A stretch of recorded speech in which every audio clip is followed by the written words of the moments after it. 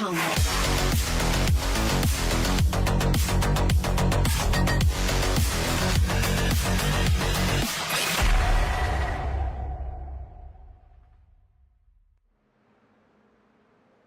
Hello and welcome, ladies and gentlemen, to another round of the Middle of the Pack Racing League Winter GR86 Championship for 2024, brought to you on the Premier Sim Racing platform, available only on PC, known as iRacing. And today marks what will be another round of intense racing, no question about it, as we embark on round 2 of 8 in a post-round broadcast for your viewing pleasure. We are here in the United States of America, of course, at the one and only Lime Rock Park Classic Circuit. And whilst it may be one of the shortest on our racing calendars, it is also going to be perhaps one of the tightest when it comes to the racing. To provide you a little bit of context, spanning only 1.53 miles in length, the 7-corner course is a classic when it comes to road racing in the US of A, given the fact it is the 3rd oldest road racing permanent course in the country, having opened in 1957, and flying through the natural local hilly terrain in the state of Connecticut. It is a circuit which has played host to the majority of major cup racing series in the country, but also some of the biggest international series that USA has to offer,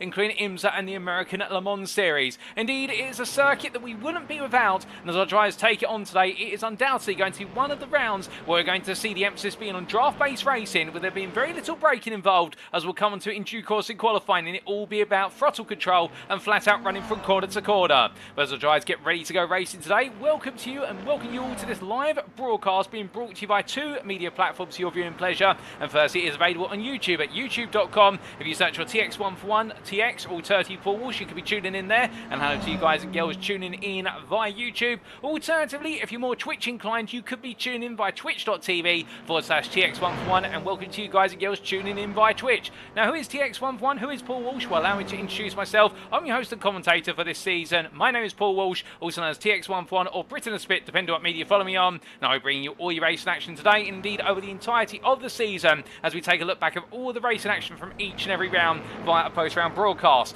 Now, for the uninitiated, what is a post-round broadcast, I hear you ask? Well, we just mentioned this broadcast is live from circuit side. Indeed, we're taking a look back at an iRacing replay file where the racing having occurred, I should say, earlier this week on what was Wednesday, the 24th of January 2024. But we're bringing it to you today as if it were live. And in the commentary booth, we have no idea how it all plays out, whether it be in the final practice session, which is currently ongoing, or to the upcoming qualifying session, or the race. We have no idea who wins, who has any instance, or anything in between. And of course, we do ask you guys and girls tuning in at home that if you do know who wins the racing today, avoid any potential spoilers in the chat, not just for us here in the commentary booth, but also for the guys and girls tuning in who don't know. Indeed, let's try and keep it as quiet as possible, but still give a roll for the fact we've got an absolutely packed schedule for today, and our times you can see that in Greenwich Mean Time, that's GMT, or Universal Coordinate Time, UTC, and what will be just over 11 minutes time, we make our way into the qualifying session, 15 minutes in duration, all the drivers out of the circuit in their classes, all looking to go for pole position,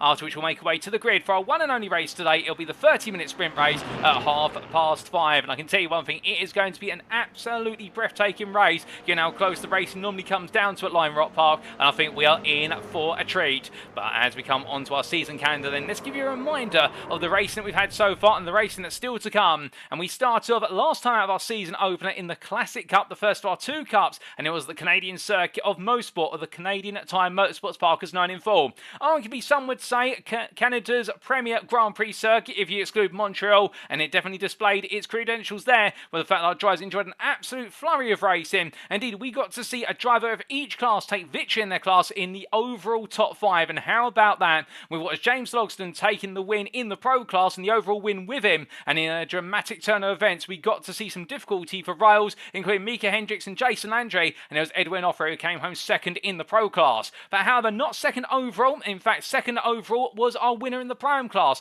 and that was John Lauzon, seeing all his bad luck from the previous iteration of the GR86 Championship in 2023 seemingly be left by the wayside. And meanwhile, in the AM class, taking the 5th place overall, it was Kirk Lane who delivered the first AM win of the season. But today, we're here at the Lime Rock Park circuit as we make our way into a US triple header, and after we completed round number 2 on the 31st of January, we'll be making our way to the US state of California for the one and only Willow Springs International Raceway, and the big Willow layout is going to be playing host to our drivers for round number number 3. Then we have our first feature race round of the season. That'll be round number 4 at the New York State circuit of Watkins Glen International. And well, it's an absolute classic cup circuit there. And on the 7th of February, you're going to see why Watkins Glen is widely regarded as the mecca of road racing in the US of A. After that, we'll take a brief mid-season break before returning on the 21st of February for the 2 Japanese circuits in combination, and we'll be starting off the Far East Cup with them. And that'll be firstly round number 5 at the Okayama International Circuit, previously known as TI Ida, and our drivers will be taken to the recently refurbished circuit on the iRacing simulator platform, and we'll get to see it in its full graphical splendour.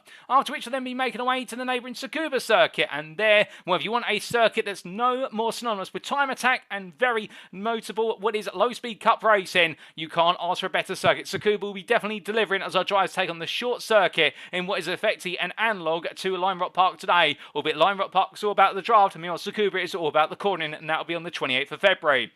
And then we'll make our way down under to Australia for our final 2 rounds of the season to wrap things up. Start off with a penultimate round on our final sprint race of the season at the Oran Park Raceway circuit on the 6th of March. And then we're going to be reviving the old circuit, which was demolished in 2010 in preparation for a housing estate. We're bringing it back from the grave, all for your viewing pleasure. And in our season finale, we make our way to the Phillip Island Grand Prix circuit. And well, what a finale it's going to be in our feature race, which is going to have it all on the 13th of March. And if you have never seen a race at Phillip Island, either on the simulator or in real life, well, you're going to be in for a special one as our drivers use that to wrap up the season. But speaking of the standings and wrapping things up, we've got a long way to wrapping things up, but let's tell you the standings after what is 1 round of racing. And we start off here with the pro class, and we can see that James Logston leads the way on 51 points to the 44 of Edwin Onofre. Indeed, a gap of 7 points there, and it could hold Logston in good stead, albeit we're not expecting him to be on the grid today. I do believe he's currently attending the Daytona 24 Hours in real life as a spectator, and therefore it's going to open up the door for his rivals who are in attendance today to be able to take some major points off of him. Edwin Onofre will be the prime candidate then. We look forward to seeing how he gets on as we do Jason Landry 2 points further behind. And then to wrap up the top 5 there, Mika Hendricks on 39 points and Jaden Callaway, who made his debut in the middle of the pack Racing League Series as a last round and a great debut in the end, taking 37 points. Daniel McConnell as well, not too far behind, a single point behind on 36, with Milan Harris, Franz Washing and Carl Ranieri completing the standings. And unfortunately for both Franz Washing and Carl Ranieri, it was a difficult start to their season, with both drivers been involved in a lap 2 altercation which took out 5 drivers from the race, and well, unfortunately the 2 pros there had to be involved. But now we come on to the prime class, and here we can see John Lauzon leads the way by 8 points over Julian Jones, and the debutant of Jones having a great start to his championship campaign, his first ever middle of the pack Racing League race, and we look forward to plenty more from him, albeit he's got to be aware of the fact he's only got 6 points over Aaron Lahr, with David Turner sitting in P4 and Sammy Hendricks completing a top 5. But a quick comeback to Aaron Lahr, who started from the very back of the grid, if my memory does serve me correctly, and made his way all the way up into a 3rd place finish in the prime class, and eyes are definitely going to be on him today if he can qualify well. Could he take the prime win? Meanwhile, from the top 5, Adam J. Ballard, David Adeyiyi and Samuel Bernardi complete your 8 drivers there, and Samuel Bernardi on his debut in the prime class, previously being a 2-time AM champion. It all went very wrong at Motorsport, and he'll be looking for plenty more today. Then we come on to the AM class, last but not least, and it's Kirk Lane with a 5-point lead on 41 points, and with that 5th place finish overall, definitely leading the standings, and Tim Chong not too far behind, and Nick Bader, Mark Senegal and Kevin Manning completed your top 5, and all 5 drivers there showing great pace in turns, but in return Kirk Lane just being 1 step ahead. In Hennebury, meanwhile, P6 on 28 points, only 1 point behind Manning and 1 point ahead of Bratton respectively. We're Glenn Bratton there still keeping at bay, Billman DaCosta, Nick Yakubov and Roger Ganesh who complete your top 10, and there was a thrilling little fight for what was P9 in the class last time out between Yakubov and Ganesh, with Yakubov taking the win in that battle. Jesse Jemison Jr. sits P11 ahead of Crystal Holiday, and then Carl Peterson completes the standings there on 15 points. Now coming on to the Teams Championship, and here we can see after 1 round of racing, West Coast Best Coast leads the way on 89 points, 10 clear of ITD West. Indeed, it's the 2 West teams that right now seem to be leading the way, albeit a further 2 points behind the Team Bear Pope, and they'll be looking to bounce back today. Sunday GT Turtles and Bear Pope 0 complete your top 5, and from the 71 points of Bear Pope 0, it's a further 4 to Slipstream Sloths, who sit on 67, but we do have a sizable slice in the field where we do have a gap there, where it's 25 points to Rockefeller Racing Esports Purple, and the Rockefeller Racing teams both having difficult days at Motorsport, and Purple having a better day than Red, albeit right now it would seem the Purple team will be eager to break into that top 6. Caboose Crew, Photon Clan and Rockefeller Racing Esports Red complete your top 10 there, with the separation of the 4 teams only being at what is the best part of 18 points, and then Forever Lone sits in P11 on 21 points and eager to make some further progress today in the hands of Franz Washing. But now we come onto our circuit for today. Let's introduce it properly, and it is the classic layout of the Lime Rock Park circuit, located near the town of Lakeville in Litchfield County, Connecticut in the United States of America. This circuit, as you can see from the circuit map provided by iRacing.com, and thank you to iRacing for their brilliant simulator and the fantastic track maps that come with it. This is as straightforward a circuit as you're ever going to get when it comes to car road racing. However, whilst it's simple, it doesn't mean it's any less exciting. And the majority of lap around here, approximately what will be 90% a lap, will be flat out for our drivers on the throttle, with minor braking and some heavy braking at certain points. But as our drivers roar their way down the Samposi straight up towards turn number 1 into the big bend, that's going to be the heaviest braking zone on the circuit, where they'll make their way into the opening right-hander before sweeping into the tighter turn 2 apex to exit big bend, where they make their way into left-hander or right-hander at turns 3 and 4, where it's all about direction change and balance in the throttle. Get it right and they'll make their way on the no-name straight up to uphill corner at turn number 5, all about a lift and coast into the apex, and then getting the throttle down as soon as possible, giving us an uphill run, and you want to keep the revs high. And as they make their way over the crest into West Bend, it's then the charge into downhill at turn number 7. Well, there, it's all about patience on the throttle and not letting the off-camber corner and understeer creep in and put you astray. But that's how simple it is, ladies and gents. But it's going to be anything simple, if that, when our drivers do go racing, and it all begin with the story in qualifying. But before we can come to qualifying, let's give you a reminder of the rules. And as we can see here, setup-wise, drivers shall run a fixed setup as is provided by the Middle of the Pack Racing League before each and every round, and car fuel loads have been restricted to 34 litres. And that means we'll force a pit stop in the feature races, but not in the sprint race. Qualifying wise, an open qualifying format shall be used, lasting 15 minutes, as split into 2 equal halves. The AM class will take to the field for the first 7.5 minutes, and then we'll see the Prime and Pro classes jointly take to the circuit for the second 7.5 minutes to wrap up qualifying. The sprint race itself, it will start by a standing grid start, as it's a tradition of the GR86 Championship here at MPRL, and each driver shall have one fast repair available should they pick up any damage. A driver shall receive a drive-through penalty if they accumulate 15 more instant points, and a safety car is not expected to be deployed at any point during the race. That's enough for rules, regulation, everything in between, as we head back to our circuit side pictures here, where we do look to none other than Edwin Offer as he makes his way down the Samposi straight, I do believe. And right now the number 99 driver here looking to build upon what was a great start to his season last time out. And as we do say hello to a good number of you there, particularly in the YouTube chat, we say hello to Jason Andrew, who says, woo, race day. And indeed, it always brings a smile to my day on a Saturday when I know I'm going to be looking back at some middle of the pack racing at league action, for the simple reason this is the series and the community that just keeps on giving as the series goes from strength to strength. And what better car to go racing in than the Toyota GR86 Cup car that was introduced to the real world of motorsport, and indeed to the iRacing simulator platform in parallel in 2023, and it has proven extremely popular indeed. So much so that, as we mentioned last week on the broadcast, when the series came out, they put 31 cars on the grid, but they had back orders for over 50 cars, and Toyota and Gazoo Racing America could not deliver them fast enough. But as we do see our drivers making the way on through here, and indeed can't be fast enough coming on through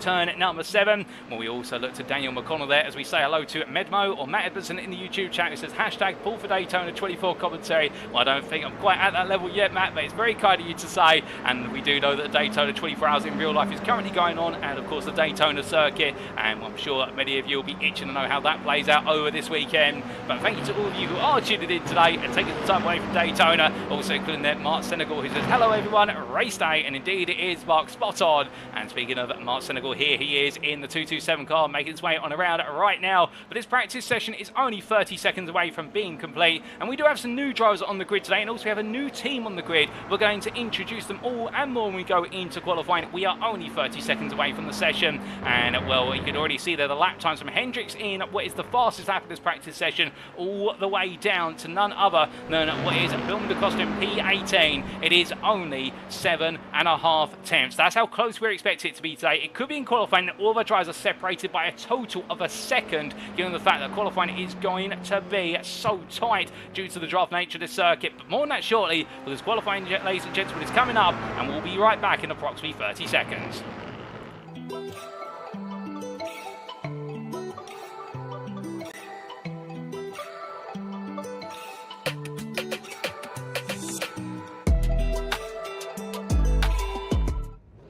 Yes, we do return, ladies and gents. We do apologise for stepping away there, but we do that to make sure that we don't have the qualifying results flash up on screen for us all before we go into qualifying. It is a small technical hitch that can occur with an iRacing replay file, but that's why we take that quick safety measure, so that way there's no spoilers in qualifying. Here we go. Then 7.5 minutes for AMS first and foremost, and as they all make the way on out of here, what can we expect in qualifying is the big question we've been teasing. Well, given the fact that this circuit sees our drivers spend the best part of 90% a lap on full throttle, the idea around here is you want to be able to firstly nail those throttle application points absolutely spot on, particularly as you make your way on through what is here turn number 5 through uphill corner, because of the fact if you delay in getting onto the throttle, you lose a couple of miles an hour, you lose the revs uphill, and therefore you can lose the best part of 2-3 tenths. However, when you apply that to the lap in itself, okay, there's a fine art of nailing those throttle application points, and that'll be the difference between you being on pole or you being down in, say, P5. But where things get even more interesting is the fact that around here as well, you want to pick up the slipstream of another driver if possible, simply because there's so many straights along here and so many places where you're flat out on the throttle. We're going down the San Posey straight onto a new lap or to the end of your current lap, and that could give you the best part of 2 to 3 miles an hour, and those 2 to 3 miles an hour can be worth 2 to 3 attempts in their own right, and over the whole lap it will add up to what will be the best part of 4 or 5 attempts if you absolutely nail it. But if you get a little bit late on the brakes, as Glenn Bratton has done there, going into Big Bend, it could go so very, very wrong very quickly.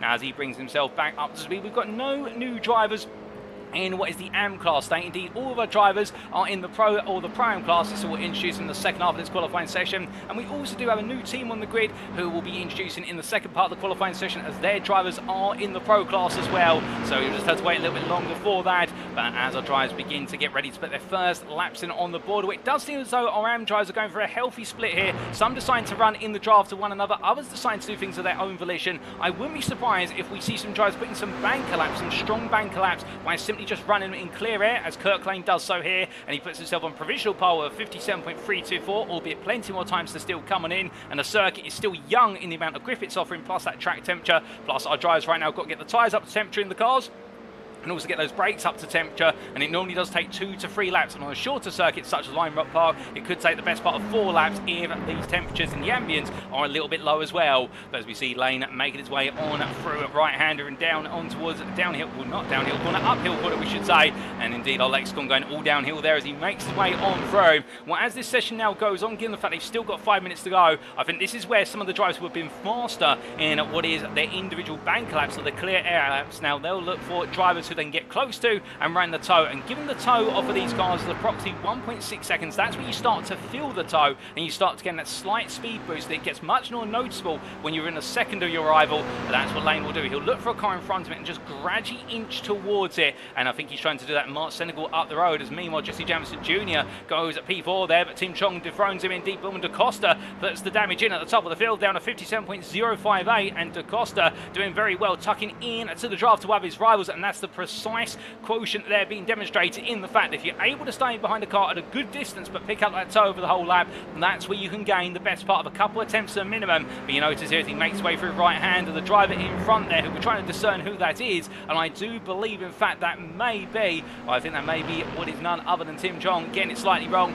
and as a result Bowman DaCosta now pushes on through in the bare poke machine, but now he's got to find somebody else to attach himself to the rear of in order to be able to pick up that further slipstream. But as he makes way through there, in fact that was Kevin Manning. We do apologise there for confusing our drivers, and as Manning makes his way on down on the round here, going into downhill corner, rolling through the right-hander, or as he gets himself set up here now, he'll be hoping that he can follow DaCosta on through, and there is a little bit of a politeness or a little bit of a gentleman's code you normally do see in qualifying sessions like this, where a driver picks up the toe of the car in front of them, they'll normally try and get ahead of that driver on the next lap, so that way they can give the toe back. It's not a written rule, but it's something that drivers do like to do, as essentially a courtesy of, if you scratch my back, I'll scratch yours, as the saying goes. And well, we're seeing more lap times coming in here, including Ian Hennebury and Nick Bader, both improved to P2, P3 respectively, and they are now only the best part of a tenth of DaCosta's lap time as they make the way on around.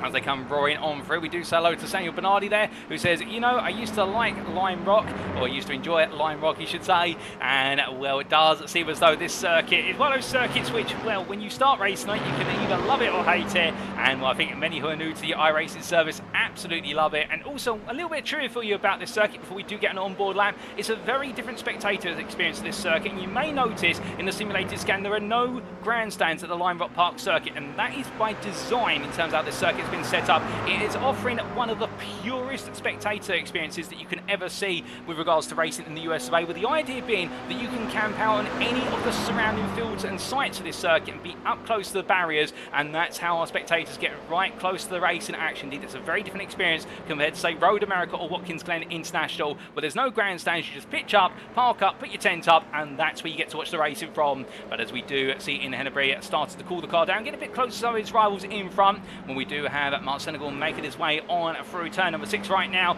and the 227 driver getting himself set to go on once again as Roger Ganesh not out of the pit lane. Car still in the pit lane with some repair work going on with the car, but as we do see Senegal coming out of the final corner, we jump on board for a flying lap here of Lime Rock Park as he makes his way in towards turn number 1.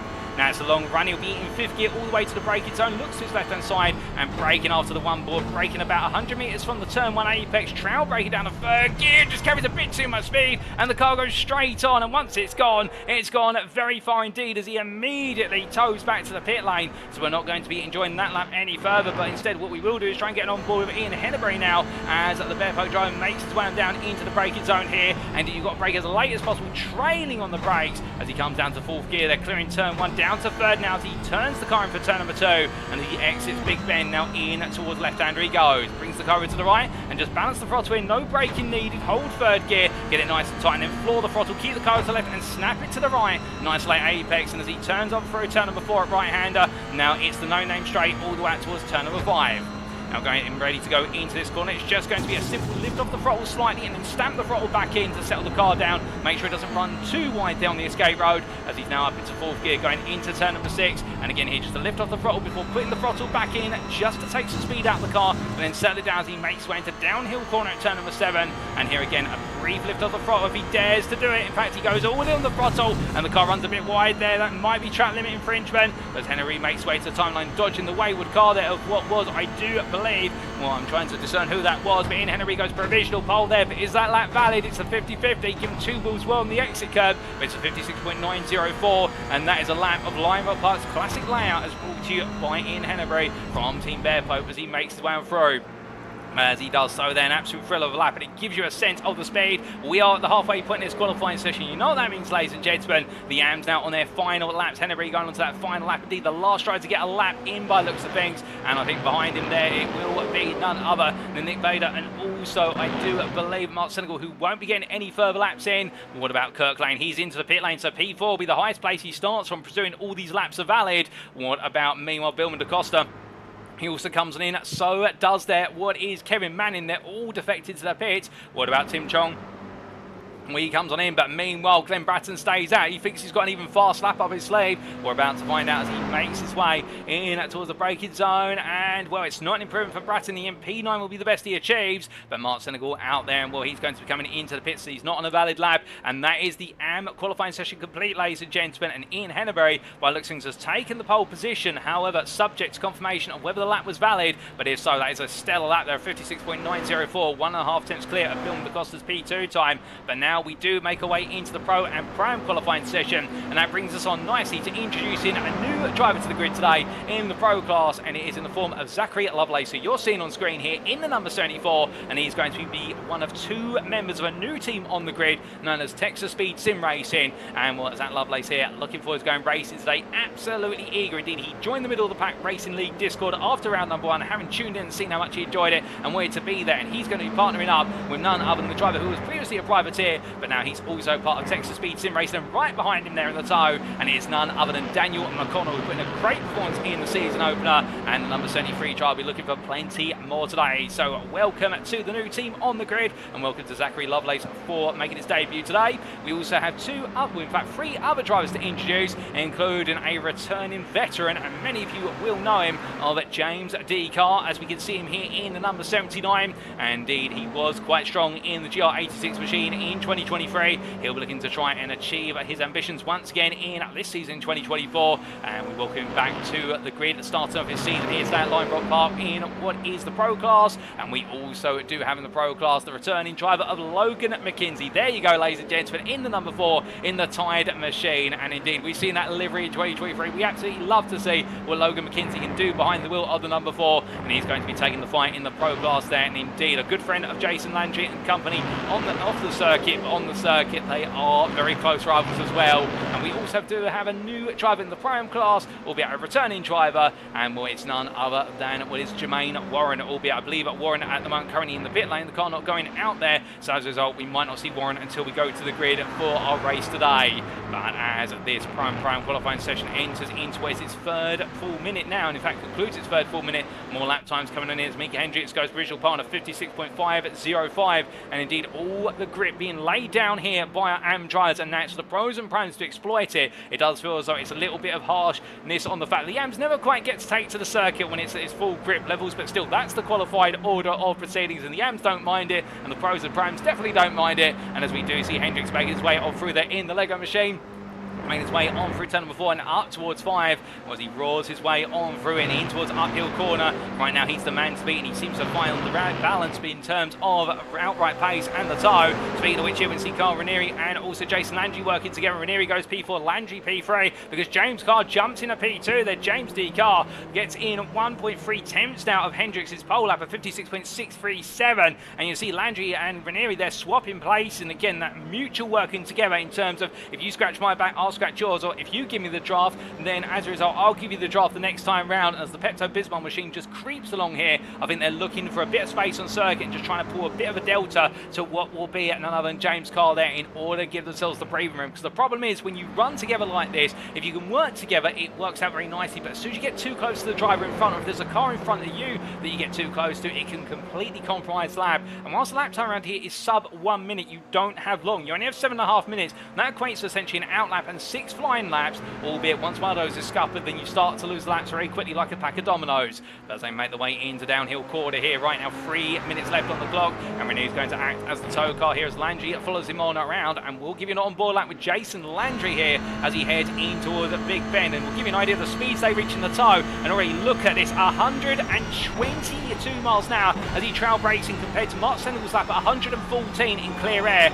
and as he makes his way out through Big Bend in third gear. That's the power of the tow down the San Posey straight as he now makes his way into left-hander. But note as well the dirty air of the car in front, he's got to turn in earlier in order to offset it, as the front end won't want to bite into the apex, and as he gets a very nice and early apex there, right-hander at 4. Now right in the draft here, the gap between himself and Ranieri only about 3 tenths as they make their way in to uphill corner at turn number 5, and Landry there just taking the throttle off, going for a later apex to get the run up the hill. The car's bouncing over the crest as he goes in towards turn number 6, and through the kink he comes in 4th gear as he does do so now downhill into downhill quarter, and this will be the quarter that makes or breaks lap for the simple reason you've got to get it absolutely spot on. Nice early apex, rides the curve a little bit as he makes his way out now. Practically perfection there from Jason Landry. He's improved in sectors 1 and 2, has improved in sector 3 as he crosses the timeline. It's good enough for P2, and it puts him now within a 10th of Hendricks' pole lap, and Hendricks has pulled off some magic, no doubt about it, to put the car on provisional path of 56.505, but can anybody find a way to beat it? That's going to be the big question here as me, Martin, the Prime class. Let's not forget we've got our Prime drivers out there as well. We'll be in a bit of a lesser number today. We do have currently Julian Jones, who's on course for provisional pole in P7 overall. And as he makes his way in towards turn 1, it looks like he's doing this of his own volition.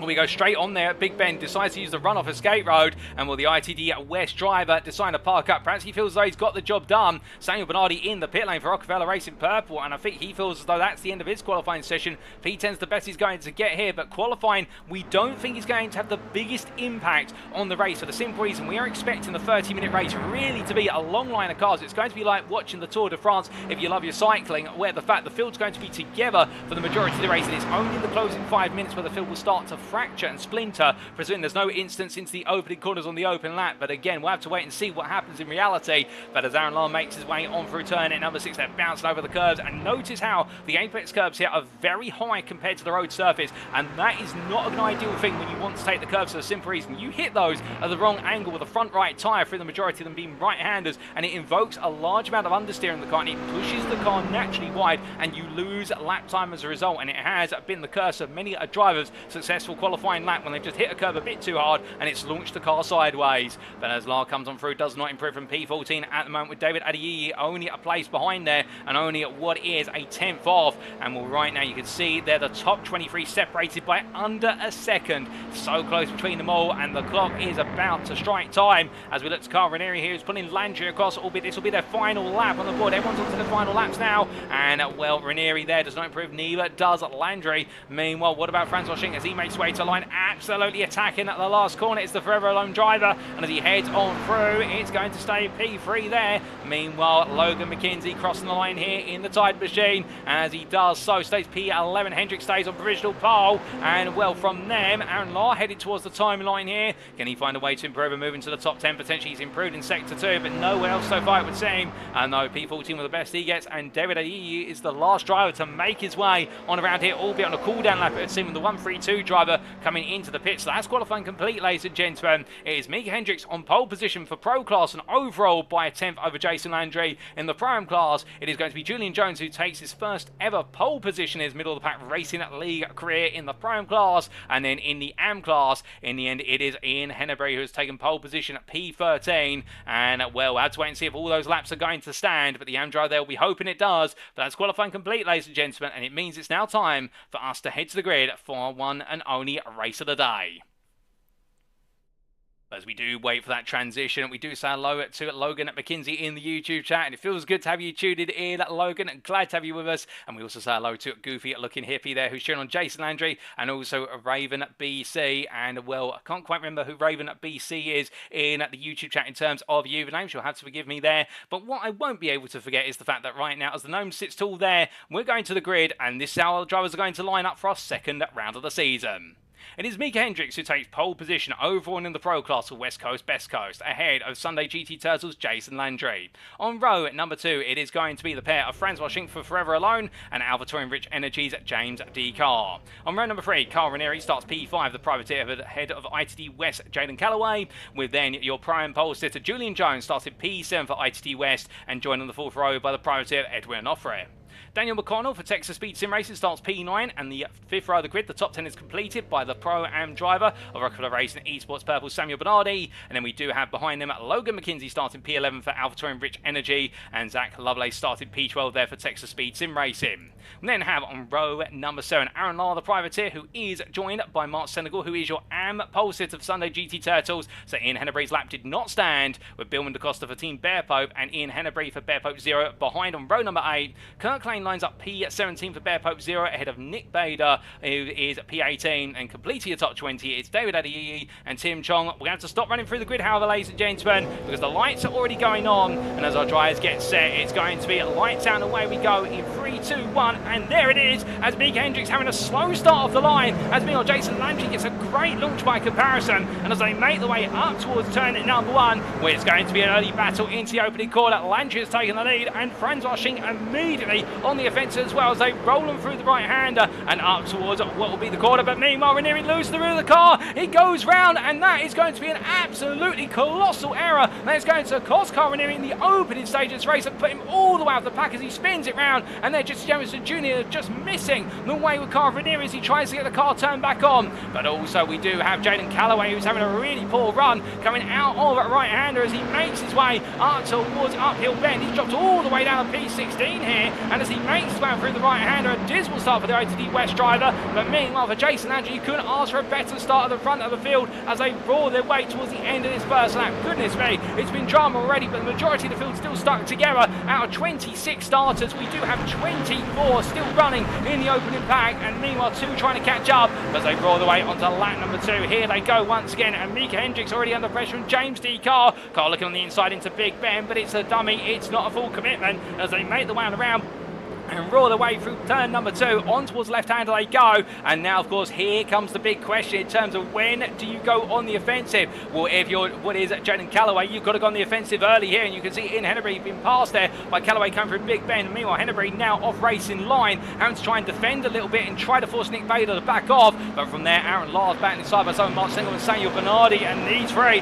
they're going to cause the pack to splinter nice and early here as Lahr defends on the inside to uphill bend, trying to get back on the racing line, but Sengel's not backing off as the AM leader right now wants to clear the prime driver, but this is only going to bring Samuel Bernardi into the mix. He can understand both drivers' perspective. Law just wants things to calm down. Senegal wants to get to their pack and break away from his AM peers, with Willem da Costa only what is 6 tenths behind. Side by side they go through downhill corner, and as they do, Senegal right now with a slow run out the corner on that inside line. It's going to cost him a lot of speed as they roar their way down towards the braking zone for turn number 1 once again. But as they do, which of these two drivers is going to back out? Well, Senegal in the end will be the one who has to now deal with Samuel Bernardi's look on the inside as the Rockefeller Racing purple driver still there with him as they go too wide, coming out of Big Bend in towards left-hander, and as they come on through the left and into the right, where it's going to be Senegal who finally takes the position, but it has cost them a whole portion of time. In fact, right now the gap from P9, the veteran operator, Aaron Lyon, P10, it is 2.2 seconds. That's how much that fighting has cost them, and now they've got to hope that the leaders start to battle and bustle a little bit earlier on,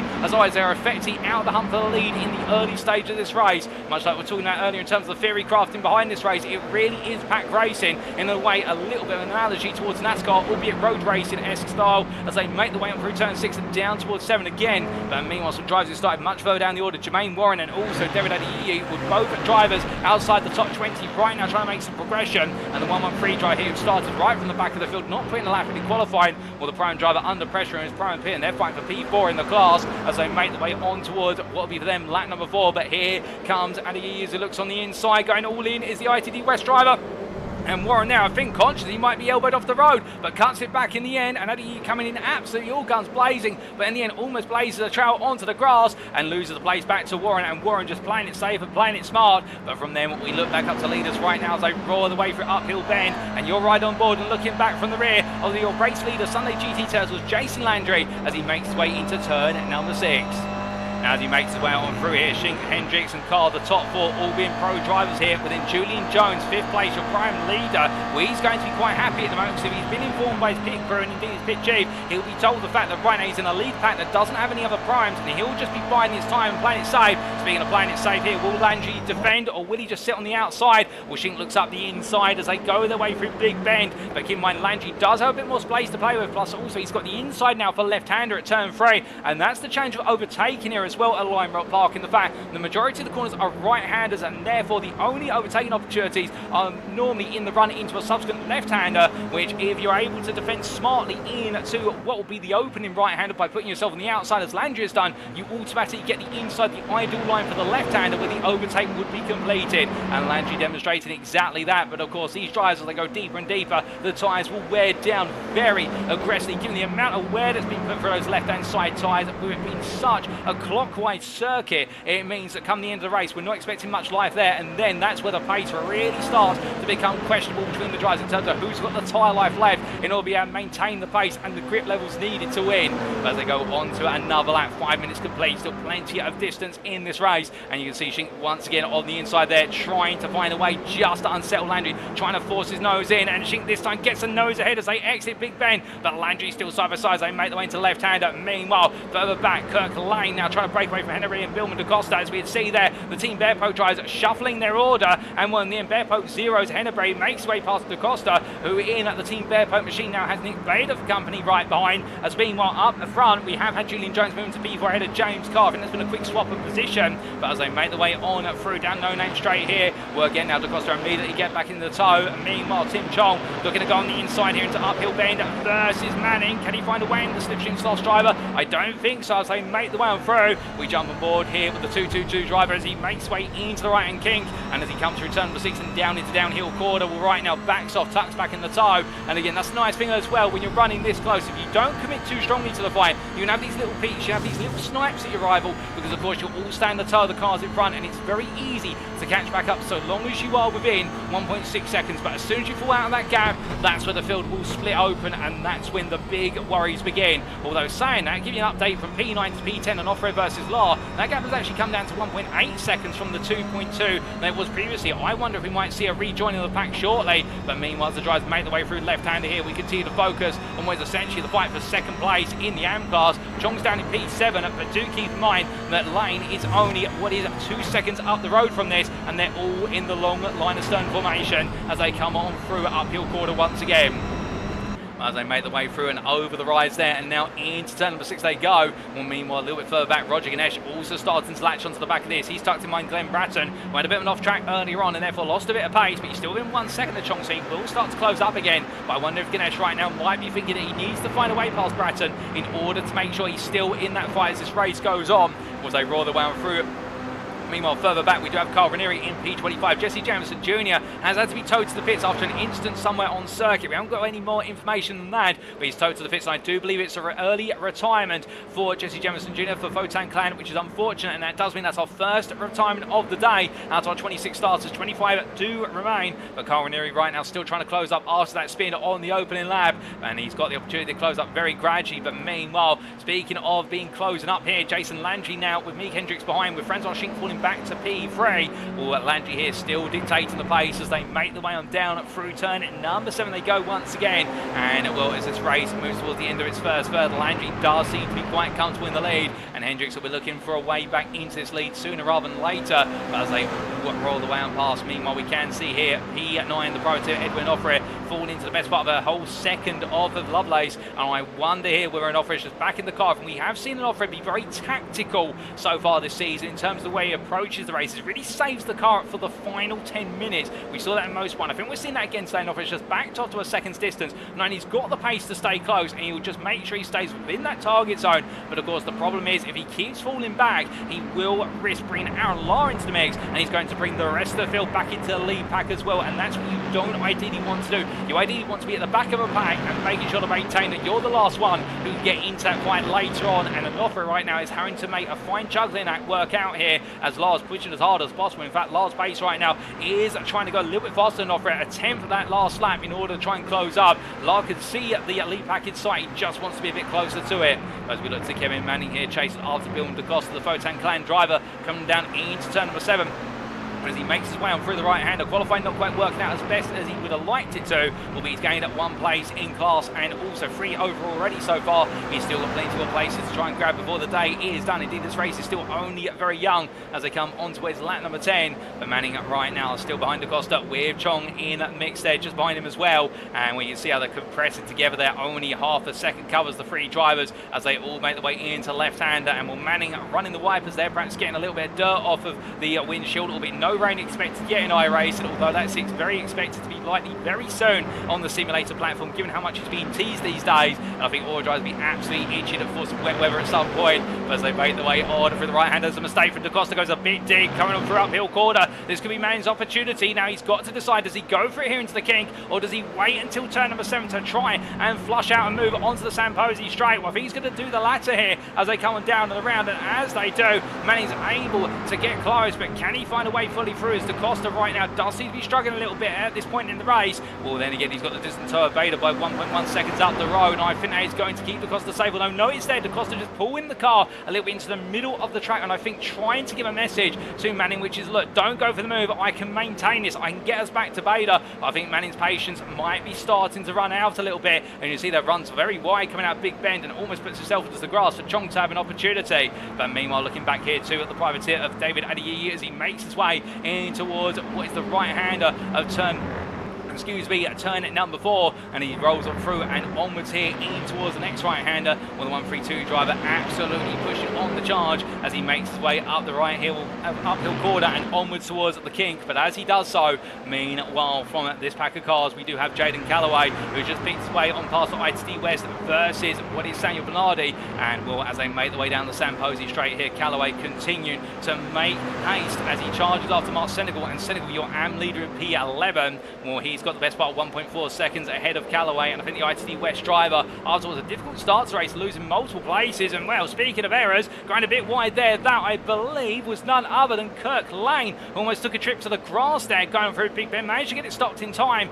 but the American definitely having a bit of a heart attack moment And he won't want to make that mistake again in a hurry, because that has released in Hennebrand into P2 in the AM class. Albeit that both teammates, they won't complain about it too much, but Lane will know that's a mistake he won't want to repeat again. But the problem is, once you've made that mistake once, particularly at circuit here, which is all about rhythm in terms of the fact, we keep saying that there's so much this lap on full throttle, and it's just brief lifts off the throttle for the most part, and the only braking zone really is turn number 1. It's a trail brake at entry point. If you lose that rhythm, it's very hard to re-find it, and you need to get it back as soon as possible, as otherwise you can start losing tons of time lap after lap, because your confidence just goes. And Lane right now showing no signs of his confidence waning, but meanwhile some confidence growing here as Kevin Manning's being passed by one, but not just one but two, as there goes Da Costa and Chong as they make the way on the inside. Chong now makes it a further 2 wide, going on the inside into Big Ben versus Da Costa, and he gains 2 places at the price of the Samposi straight, and the slipstream Sloths driver absolutely timing it to tactical perfection. But it's not over yet, as Da Costa right now side by side battling with Kevin Manning on the inside there into turn number 3, and as the Team Bear Poke driver fights hard to get back at least 1 place he's lost, he does so as Kevin Manning can't quite seal the deal there as they make the way onto No Name Straight.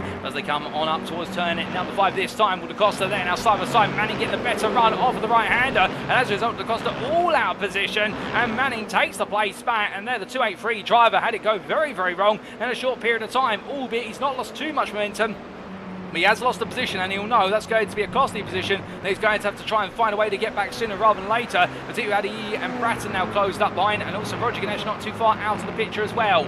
But meanwhile, as they make the way on down towards another lap, looking to that next lap, we do have here what is Daniel McConnell as we ride on board. And I do believe we'll very shortly get on board from the number 73 driver as he rolls his way on through the course. And there it is, in fact, as we jump aboard, looking down over the nose of the car as the Texas Speed Sim Racing driver continues to power his way on after Logan McKinsey. Franz Schink and Mika Hendricks have swapped places. You see them there going into uphill bend, fighting for P2, and that's going to release Landry to half a second up the road, albeit Landry's going to need a lot more delta before he's able to break away. But Daniel McConnell here, who we ride on board with, just watching and waiting to bounce. He's got teammate Zach Lovelace right behind, only 2 tenths off, and as they come down into the downhill right-hander, we can imagine that McConnell right now pretty beyond communication with his teammate. They'll be talking through how they plan to approach the second half of this race as we push onwards towards the end of the 14th minute. And again, it's a very tactical race here, and I think the 2 teammates, much like some of their rivals, will be thinking about the ultimate end goal in terms of how do they go on the attack in the closing stage of the race, when of course those tyres start to become a premium and the cars are as light as possible as the fuel loads we near critical mass. As they make the way on through turn at number 3, you can see there James Carr having to defend a little bit just in front, well, in fact going on the offensive we should say, and it was Julian Jones in fact going defensive into left-hander. Jones might have just been out of position there by looks of his skill, the fact that nothing seems to have come of it. All these guys continue to stay nice and tight as they make the way on around, and indeed one tiny mistake could be all it takes to cause the drivers at the front of this pack to fall all the way to the back of it as they weave the way into turn 6. Aaron Law now 1.6 seconds off of Onofre. He is practically in slipstream distance, but the problem is now he's got to get a little bit closer, of course, in order to have the tow he picks up match, if not offset, the tow that Onofre is picking up. And Law there absolutely pounding the apex curve at turn number 7. That shows you how hard he's pushing right now to try and get close. He's absolutely on a charge here, and it is lap times are 1/10 faster than Onofre. They continue to be, as meanwhile Jaden Callaway there passing on the inside. Marcel, the AM leader, being passed by the pro driver, and well, I don't think he's going to be too upset about that, as he now has a driver he can tuck into the tow of and just let him pull him away from what will be Samuel Bernardi, who's 1 second behind and still trying to stay nice and close as the Rockefeller Racing Esports purple driver will be eager to try and get a little bit closer. He can see off in the distance all the fighting that there is to take place, and he wants to be a big part of it, but it is a long game here as we make our way into the second 15 minutes of this race. And as they make the way on around, well, right now Samuel Blardi will know he's still got a way to go if he wants to be able to shot for top 10 finish overall, because do remember, all the points scored in the championships are primarily from your overall finishing position, and that motivates our drivers regardless of class to battle one another all the way to the end. And in the Pro-Am and also the Am classes, you get bonus points to the podiums, and it's 1 for third, well, it'll be 3 for first, 2 for second, and 1 for third. But in the pros, there's nothing over the glory as it goes very, very wrong, and that is Julian Jones, your Pro-Am leader, losing the rear of the car as they make the way into Big Ben. It's still trying to catch the car for ITD West, dirt on the tyres, and goodness me, I thought it was going around again for the 133 driver. Well, he's still in the lead of the Pro-Am class, but that's going to be a huge upset for him, in the fact he's running comfortably inside the overall top 5, and now he finds himself 7/10 of a Lovelace, and in return at 1.5 seconds of Aaron Law, and that is going to practically confirm. I think that Lar will now have the best possible opportunity to creep into this fight, but still, it's easier said than done. But Jones right now will need to try and get himself back together. If he can't get himself back on the rhythm immediately, he's going to fall a little bit further back, and Lar will definitely suddenly emerge into this fight. It only takes one moment, as we said earlier, and Julian Jones may have just lit the match that is going to ignite Aaron Lar's race even more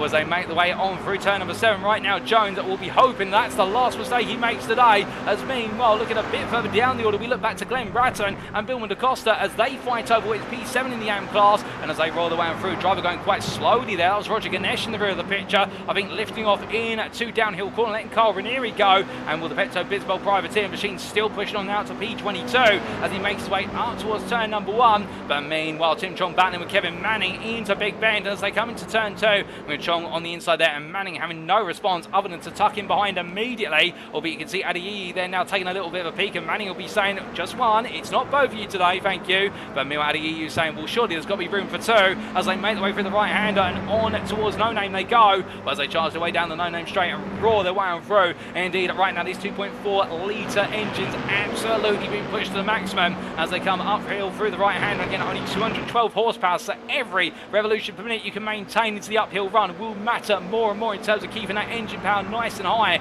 And as they make their way on down towards downhill bend, right now Manning, well, he'll be knowing that it's really a back and forth fight between himself and Tim Chong for P5 in the AM class, with Nick Bader and Kirk Lane a long way up the road and fighting over 3rd place.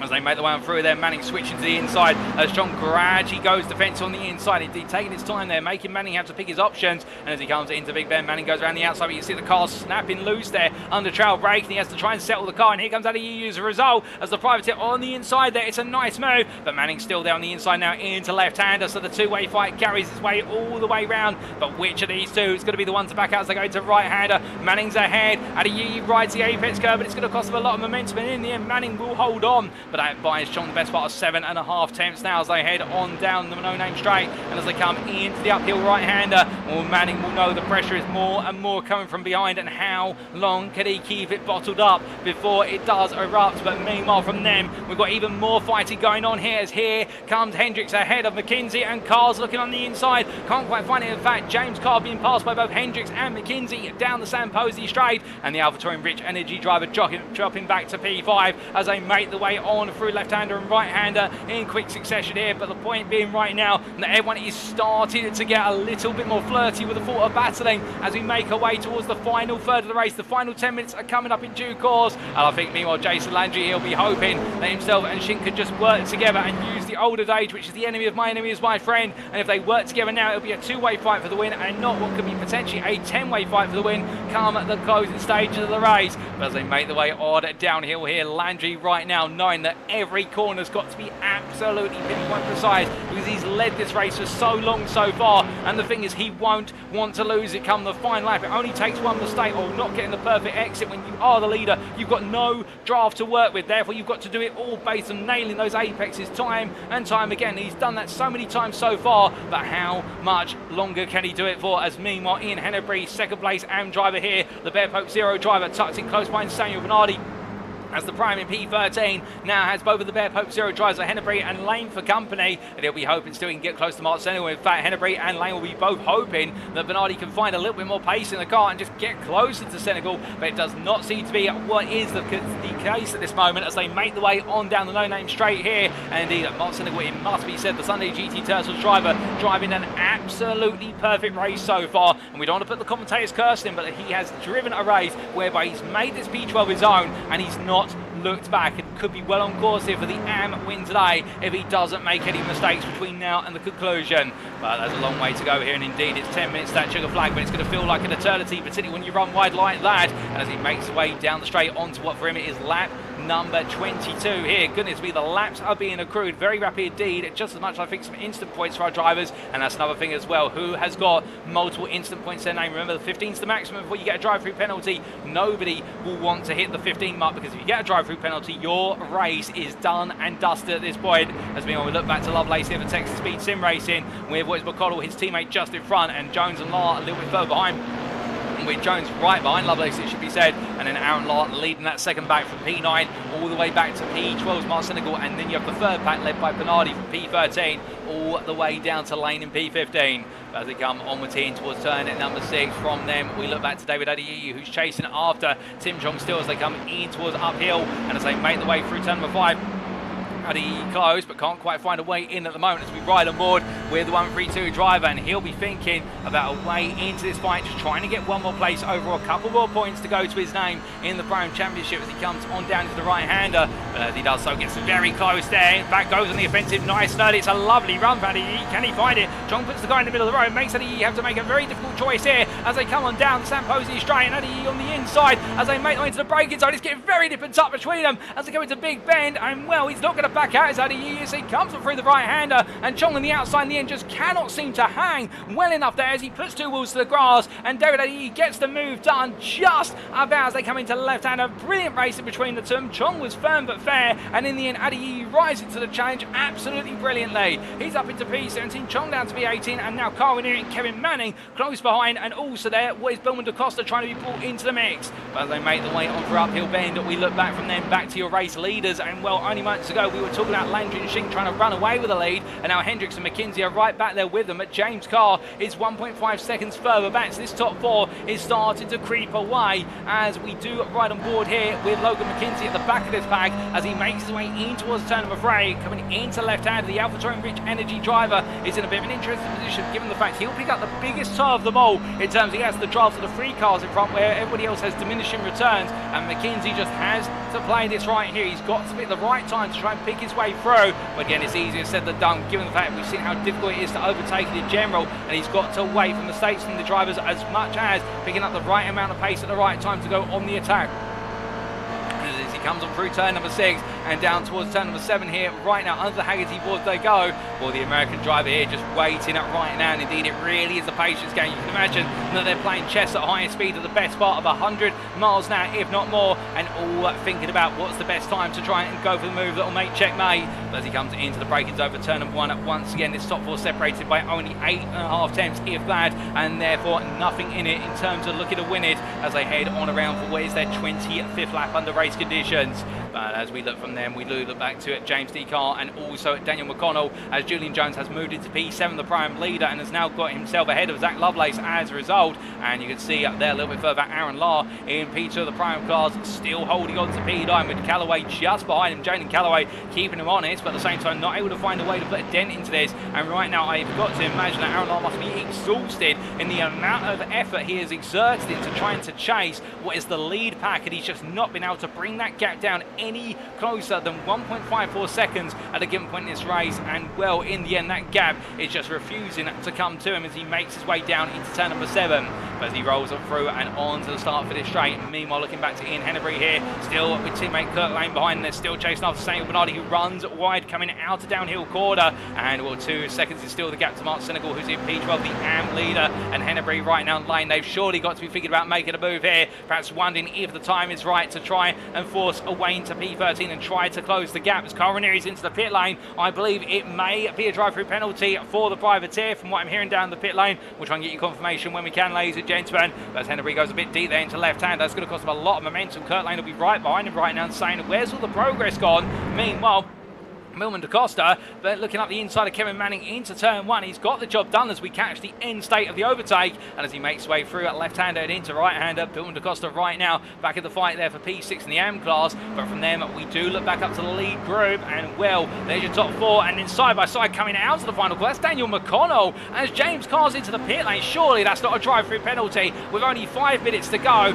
for what is James Carr, and Daniel McConnell offline there is going to lose a lot of pace as a result. And now looking around the outside is Julian Jones, the AM leader. We also saw off picture going into Big Bend what was Francois Schink having another shot at the lead versus Jason Landry, albeit to no avail. But things now are starting to fall off the cliff for some drivers here, and as we said, those instant points might be starting to rear their ugly head for drivers who are right on the threshold of picking up that 15th instant point and with it the drive through. But as our drivers make the way on around and roar their way in towards what will be turn at number 5, well, from there we do look back to Jason Landry, and we can see a message there in the YouTube chat from Logan McKinsey McKenzie, who's saying that was why James let Mika and I by. Well, James' car running high to that instant point very early on, and therefore deciding to back out of the race, and that explains a bit of the story, and sometimes having to be safe and trying to conserve the points, but in the end those points not coming to him as he's dropped all the way down to P16. Now he's cleared his drive through, but as the top four rolls its way on down towards turn number 1 once again. Now only what is approximately 5 more laps remaining, and will this top four staying as they are? Meanwhile, Julian Jones still trying to find a way in for ITD West, still trying to pick up another place here, trying to get an overall top 5. He's not quite able to find it versus McConnell. McConnell right now keeping his head down and just simply focusing on the road in front. Jones throwing everything at this. Meanwhile, from them, Samuel Bernardi in Hennebury, well, they're exchanging paint as they make the way out of Big Ben. You can see Bernardi defending hard. Hennebury right now eager to make the progress that he's been waiting for so long. When Mark Sennell was only 1.8 seconds up the road, the closest he's ever been to this pack. Right now you can understand why the Bear Pope Zero drivers are eager to make the move as he makes his way down the no-name straight here. I think Bernardi's got other ideas. I think he's focusing more on the points he can take in the championship now, knowing that the top 2 places of the Prime class are too far away to gain unless there is a major incident, but that'll be Lady Luck if it happens. And as they make the way into the King of 6, well, right now Lane incredibly close behind, and Hennebury here I think just as conscious of his teammate as he is about the driver in front as they make the way on through. But from then we look back to La versus Willis Jane Callaway. Callaway in the middle of the road, and here comes Edward Offred looking to make it 3 wide as they go to Big Ben. Now surely, and Offred's not going to try and commit to it. No, he backs out. Meanwhile, Callaway goes all in, but La around the outside are using the camera of the road and the grip available to him in order to try and hold on. Sets himself up for the insider left-hander and holds on there. And Offred now tries to sneak in into turn number 3, but can't find it. And Edwin Offred, as we said earlier, playing it very safe and tactically and deciding to save those tyres for late on in the race. And right now, I think feeling the most fighty of the drivers out there in terms of the state of the car.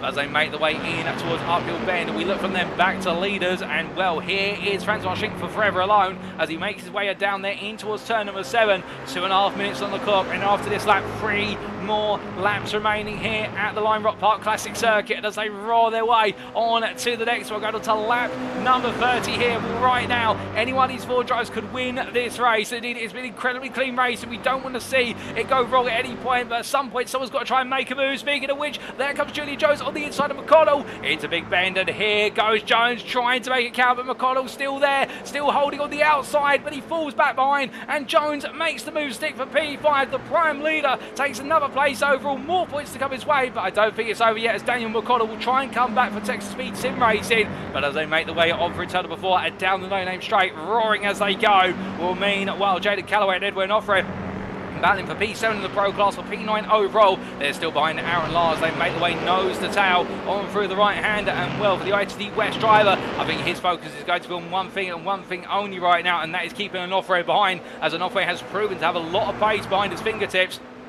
As meanwhile in Hennebury, the closest he's ever going to be to the back of Bernardi going into the kick. And Bernardi gets it wrong. There's going to be Hennebury's opportunity. Surely he's got to go for it here. 2 wide they go into downhill corner, and Hennebury tries to sneak on through. He can't quite find it. But from them, we now look back up to Onofre and Callaway as Onofre goes on the inside into Big Bend. Onto the brakes they go. Callaway sees it's coming and tries to take as wide a line as possible. Open up the corner, open up all the speed he can carry through part 2 at turn number 2. And as he makes round out, they give a perfect demonstration of how you defend on the outside on the high line. And Callaway gets the defence done there versus Onofre, but from them as they make the way through left-hander into right-hander. Meanwhile, we need to look back to the front of the field, ladies and gents. We'll keep jumping between the 3 major battles as we can, and Jason Andrews still holding on for now as he goes into turn number 6. And as we look back from the rear of the Sunday GT Turtles car, once again you can see Schinck, Hendricks and McKenzie all banging. They're like sharks in the water, 2 blood in the fact they're all wanting that lead, but right now they're all scrambling after Landry, who goes on to one final lap number 32 of 32 in the 30 minutes that we're going to see at Lime Rock Park in round 2 of this season.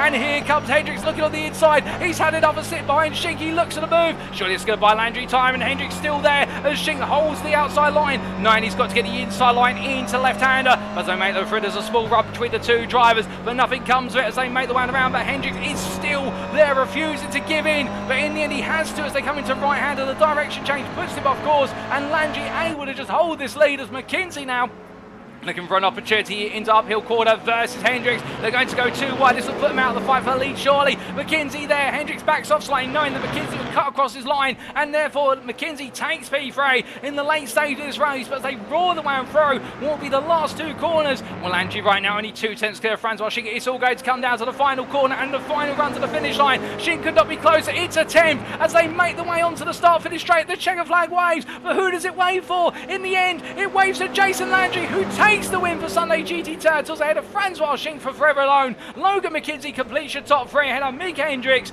Julian Jones will come through to take P5 overall, and with the planned win for ITD West, his first win of the season. And Daniel McConnell, Zach Lovelace, Aaron Lahr, Jaden Calloway and Edwin Offray complete your top 10. Mark Senegal comes on home to take his first AM win of the season. I believe his first ever AM win of his MPRL career for Sunday GT Turtles, although it may be his second. I may be incorrect on that. Samuel Bernardi P12, Kirk Lane will finish P13 in the AM in the overall category, and that will be second place in the AM class, head of teammate Ian Henneberry. Nick Bader just behind their P4 in a very quiet race. We've still got more drives to cover through, ladies and gentlemen, including Roger Ganesh, and then it will be Carl Ranieri in a disappointed day today with a mistake at turn 1 on the open lap, plus also that drive-through penalty P23, and then Glenn Bratton will be your last finish on the lead lap, P24 there, over the AM driver P9 in class. We had 2 retirees of Jermaine Warren and Jesse Jameson Jr., and will, as all the drivers make the way into the pit lane, what a race. But right now, Jason Landry, I think, will be absolutely panting and exhausted from the fact that he's just had to lead 32 laps here at Lime Rock Park, and he has not at any point let the pressure of the occasion get to him, as he does donuts there in the grass and onto the tarmac for the crowd. He knows he's done something special here today, and it's a huge result that will send him on his way in the championship. And meanwhile, Julian Jones parking up there in a quiet into his race, but happy, I think, the ITD West driver with what definitely will be a win that will set his campaign up correctly. Mark Senegal as well, already into the pit lane, race complete, and will, as all of our drivers make their way into the pit lane, let's take a look for those race results subject to Eddie Stewart's inquiries, and here they are. And as we can see, after a thrilling 30 minutes of racing at the classic layout of Lime Rock Park in round 2 of the middle of the pack Racing League Winter GR86 Championship for 2024, Jason Landry taking the win for Sunday GT Turtles by 1.5 tenths in the end over Forever Alone's Francois Schink, and AlphaTauri Rich Energy's Logan McKenzie completing your overall and pro podium there, P3, in what was an absolute nail-biter. Mick Hendricks P4 being passed by McKenzie on the final lap in great racing between himself and McKenzie, but the West Coast Best Coast ride just missing out on the podium, but won't be too upset about that, with Julian Jones there P5 overall, taking his first overall top 5 of the season, and with it the first prime win for him in the ITD West Outfit 133.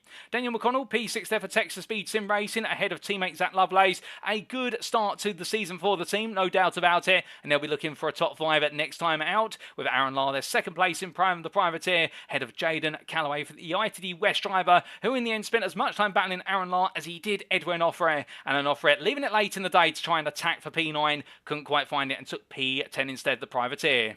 Mark Senegal P11 best the rest, and with that picking up his first AM win of the season for Sunday GT Turtles, head of Samuel Bernardi for Rockefeller Racing Esports Purple, and then Kirk Lane and Ian Henry the Bear Pope Zero pair completing their races P13, P14, and in the AM class that being second and third place. Nick Bader just behind them, P15 there, the AM driver, the privateer, in a quiet race in the end after the pack started to split up and find himself not really in the hunt for anything other than a considerate and consolidated P4 in class, with James D. Carr P16 there, the AlphaTauri Rich Energy driver, having a difficult race, and that drive-through penalty compounding the difficulties come the finish line. And the top 20 being completed by David Adiyi, the privateer, who was battling hard in the early stage of the race, but unfortunately out of position from qualifying, and therefore not really able to get stuck into a top 15 finish, which I think he was hoping for, albeit ahead of Tim Chong, Bill DaCosta, and Sammy Hendricks, who completed your top 20. From the Bear Pope Zero driver, Kevin Manning P21 for Photan Clan, ahead of Roger Ganesh for Sunday GT Turtles, and in the privateers of Carl Ranieri and Glenn Bratton, completing your 24 finishers, who completed the race on the lead lap. Jermaine Warren retired from the race 3 laps from the end, but will be classified as a finisher, as all drivers who finished the race within 5 laps or retired the race within 5 laps of the race winner, well, they will be classified as finishers of the race to go forward into the raffle draw at the end of the season. So therefore we only have one effective non-finisher or retiree from the race, and that was Jesse Jameson Jr. from Photan Clan, who retired with what was the best part of 26 laps to go, indeed retiring on lap number 6, a difficult day today for the AM driver. So 26 starters, 25 finishers, and 24 of them on the lead lap. And as we come onto the individual class finishing positions, We can see Jason Landry there in the pro class, taking the win for Sunday GT Turtles ahead of Forever Alone's Francois Schenk and AlphaTauri Rich Energy's Logan McKinsey completing the podium. Mika Hendricks and Daniel McConnell completing your top 5 there ahead of Zach Lovelace and then Jaden Callaway holding off Edwin Offred line in the battle for P7 in class, with the ITT West driver definitely, I think, now knowing that he's got a close rivalry forming in an off-rare and James D. Carr. What could have been today perhaps a podium, but it wasn't to be, with the prospect of a drive-through penalty which eventually materialised with only 5 minutes to go, and the AlphaTauri Rich Energy driver will be frustrated at that, but even more so will be Kyle Ranieri. That spin at the start and a drive-through penalty midway through cost him dear and taking away any chances of him finishing any higher than at the back of the pack in P10 in class. Then coming on to the Pro-Am classification. And here we can see, taking on the 3 bonus points for the win, Julian Jones for ITT West in what was a brilliant drive ahead of the privateer of Aaron Lahr, who fought his way as far as he could, but in the end it wasn't enough to get into the fight of Jones. I think we're looking to take that fight further into round number 3 in a week's time, and Samuel Bly taking home the final bonus point for 3rd place on the Pro-Am podium there for Rockefeller Racing Esports Purple, albeit I think a bit of a frustrating day today as he never really had the chance to take the fight to Lahr or Jones. David Adiyi fighting to a brilliant P4, the privateer ahead of Bear Pope Zero Sammy Hendricks, and then our retiree but finisher of the race 3 laps down, Jermaine Warren the privateer P6. Lastly, we come to the AM class. And as we can see here, Mark Senegal for Sunday, GT Turtles taking the win by 2.5 seconds over Kirk Lane, and an absolutely pitch-perfect drive for Mark Senegal today, in the fact that when the pressure was on for him to extend the gap to the rest of his AM peers, he did so, but always made sure not to over-push it, and that's why he was your winner. Bear Pope Zero's Kirk Lane and Ian Henry driving a very strong and consistent run to the final 2 spots of the AM podium there for Bear Pope Zero, and they'll be looking to try and go for the win next time out ahead of Nick Bader, and Nick Bader in the end 7 seconds off of the race winner, but also at the same time, what was the best part of 9 seconds clear of Tim Chong, who completed your AM top 5. Behind the Slipstream Slots driver, Bill DaCosta, Kevin Manning, Roger Ganesh and Glenn Bratton, who all finished the race on the lead lap, and then Photon Clan's Jesse Emerson Jr. being the sole retiree, retiring on lap number 6. With that, ladies and gentlemen, that concludes all of our racing here today. It was an absolutely thrilling round of racing at Lime Rock Park in the US state of Connecticut, but with that, it does mean it is now time for us to wrap up. Thank you very much for watching, and if you have enjoyed today's broadcast, perhaps you're sat there right now thinking that you want to be on the grid for either this season of the Winter GR86 Championship for 2024 or an upcoming middle-of-the-pack Racing League Series, as we've got plenty more planned over the course of 2024 and more. Well, if you want to find out about those and plenty more about what we do at MPRL, then we do strongly recommend that you do firstly go and join the official Discord, and the invite link is available on screen there. Indeed, this community has been growing for the best part of what is 2 to 3 years now, and it could not be growing any stronger and more rapid rate, and we would love to have you as part of the middle of the pack Racing League community. But if you don't want to join the Discord, perhaps you're a little bit shy, or perhaps you're more of a social media person, we do recommend you check us out on Twitter, or what's now known as X, and that'll be at our handle of twitter.com/MOP Racing. We can stay up to date with all the latest announcements regarding our series, and also the trials and tribulations of the official middle-of-the-pack Racing League esports teams.